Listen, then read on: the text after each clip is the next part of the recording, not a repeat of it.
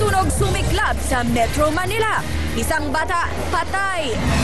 Aktual na pang-hold up at pamamaril sa isang lalaki sa pool sa CCTV. Dalawang sospek nakaiskapo. Paggunita sa ika-26 na anibersaryo ng unang People Power Revolution, pinangunahan ni Pangulong Aquino. Pinoy, nagpahaging na naman kay Chief Justice Renato Corona. Tiwala ako maabot natin ang isang lipunang malaya sa udikaturang may dalawang muka. Bangkay ng OFW na natagpo ang patay sa tabing dagat sa Hong Kong na iuwi na sa bansa. Makulay at bonggang street dancing contest umarangkada sa Panagbenga Festival sa Baguio.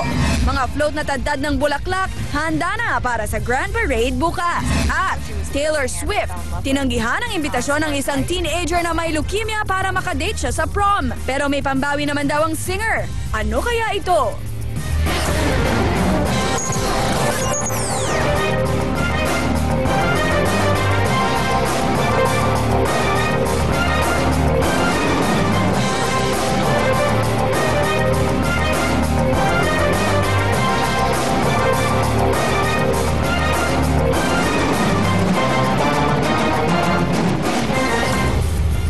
Pilipinas, magandang gabi. Ngayong ika-25 ng Pebrero, ang maaksyong balita.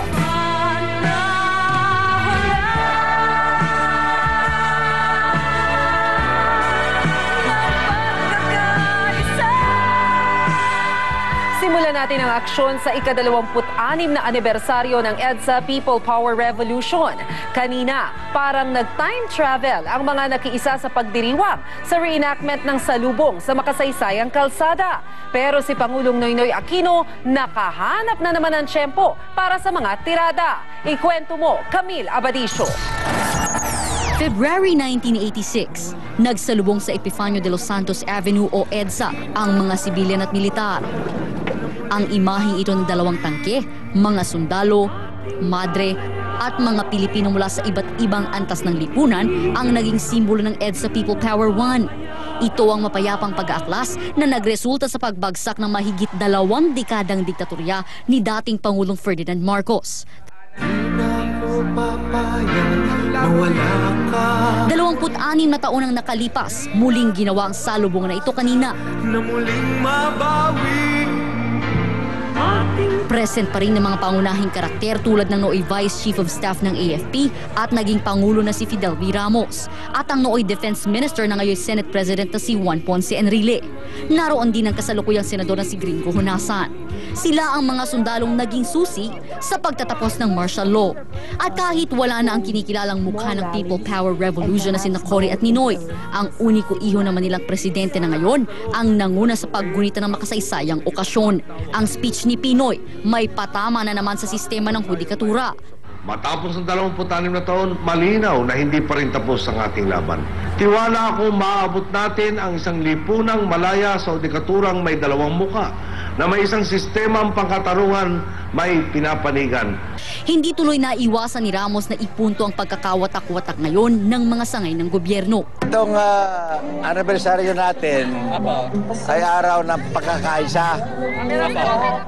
Yan po ang pagkukulang natin ngayon. Kasi hati-hati yung 3 co-equal, coordinate, powerful branches of government. Sa palagay ko, hindi yan ang mensahe ng EDSA nung panahon namin Si Attorney Rene Sagisag naman na naging tagapagsalita noon ni dating Pangulong Cory, umaasa na isa sa puso ng mga kabataan ang diwa ng EDSA Revolution. Yung diwa ng EDSA will forever be indelible in my memory, never beyond easy recall. Kaya kayong mga kabataan, pag-aralan nyo kung ano yung EDSA 1 and what led to it. Ang hamon nga daw ngayon para sa lahat, ano ang itataya mo para sa Pilipinas? Camille Abadisio, News 5. Sa mismong anibersaryo ng unang EDSA Revolution, isinapubliko ang monumento ng isa sa mga haligi ng People Power na si Archbishop Jaime Cardinal Sin. Itinayo ang estatwa ni Sin sa kanto ng Padre Burgos at Bonifacio Drive sa Maynila.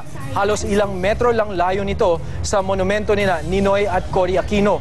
Bukod kay Manila Mayor Alfredo Lim, dumalo rin sa unveiling sina Presidential Sister Viel Aquino, Archbishop Antonio Luis Tagle at ang kapatid ni Cardinal Sin na si Ramon Sin. Lipat naman tayo sa baluarte ng itinuturing na kontrabida ng EDSA Revolution. Para raw sa mga kababayan ni dating Pangulong Ferdinand Marcos, walang rason para ipagdiwang ang pagbagsak ni McCoy. Kung bakit, ikwento mo, James Beltran. Habang puno ng tensyon at kaguluhan sa Maynila sa kasagsagan ng EDSA Revolution noong February 25, 1986, kabaliktaran naman ang eksena noon dito sa Ilocos Norte, ang baluarte ng dating Pangulong Ferdinand Marcos. Kwento ni Teacher Australita Bacena, wala silang kaalam-alam na kinagabihan pala noon ay magbabago na ang kasaysayan ng bansa. Mayroon kaming klase, as usual, pero ayon sa radyo, may kaguluhan doon sa Maynila. Pero hindi namin alam kung ano-ano yung mga dahilan kung bakit nagkakagulo sa Maynila. Naging maugong din ang balitang luluwas si Marcos papunta ng bayan ng Paway sa Ilocos Norte para sana maiwasan ang kaguluhan sa Maynila. Pero sa huli, sa Hawaii ang bagsak ng tinuturing na diktador. Nang bumaba na si President Marcos, sabi niya sa piloto, ikuam jay Paway, yung Hawaii, Honolulu, Hawaii, para yung Paway. Pinagawa ng dating First Lady Imelda Marcos ang Malacanang of the North para maging resting place ng dating Pangulo at ng kanyang pamilya. Pero nung nagkaroon na ng kaguluhan sa Malacanang Palace sa Maynila noong February 25, dito sana tutungo ang pamilya Marcos. Para naman sa pinsan ni Marcos sa si Minda Husay na isa sa mga huling nakausap ni Marcos, bago umalis ng bansa, malaking sakripisyo raw ang ginawa ng yumaong Pangulo. The success of the EDSA Revolution is still Ferdinand Marcos. General Fabian Ver, si Manong Fabian, that time, had been asking the President if they are going to fire back at those people attacking the Akrame that time. At kahit na anong mangyari, ayaw ni Ferdinand Marcos. Para sa kanya, wala nang katuturuan ang pagdiriwang ng EDSA Revolution dahil hindi naman ito napaunlad ang bansa kahit pa ilan pang Pangulo ang umupo sa Malacanang. Mula rito sa Ilocos Norte, James Beltran, News 5. Kakaibang paggunita naman sa People Power Revolution ang ginawa ng mga kabataan sa QC. Ang laban daw kasi nila kontra sa droga. Bitbit ang mga posters at banner na may nakasulat na Say No to Drugs, pumarada ang mga kabataan para gunitain ang unang EDSA Revolution. Hindi lang daw kasi pagpapatalsik sa diktadurya ang mensahe ng People Power. Kasama rin daw sa diwa nito ang paglaban sa iligal na droga na sumisira sa kinabukasan ng mga kabataan. Ang mga sundalo ang tagapagtanggol ng bayan, pero ilan sa kanila katinuan ng isip ang naging kapalit ng pagtupad sa sinumpaang tungkulin. Ang mga sundalong nagkaroon ng mental disability ang binisita ni Paolo Bediones sa Under Special Investigation. Ilang beses na ako nakapag-cover sa front lines. Pero itong unang beses na makapasok ako sa ganitong klaseng pasilidad. Kinakatakutan akong tinig na hindi ko maintindihan. Pagmulat ko, may tao kung nakikita sa harapan ko. At makarinig ng ganitong kahindak-hindak na mga kananasan sa gera. Tapos itong sinasabi mong minsan may nakikita ka, kailan nagsimula yun? Bali, doon na po yung nagsimula, sir. Minsan pag... Nung sa kampo kayo? Opo, sir. May mukha ba itong mga ito? Wala. Parang hitsurang tao, sir. Yung maitim lang ang pagkamukha niya, hugis tao, sir. Ang Warshock kasi, ang tawag sa kanya, combat stress reaction. Commonly known siya as the post-traumatic stress disorder. Yung mga sundalo natin kasi, syempre sila yung nagkakaroon ng mga traumatic experiences dahil doon sa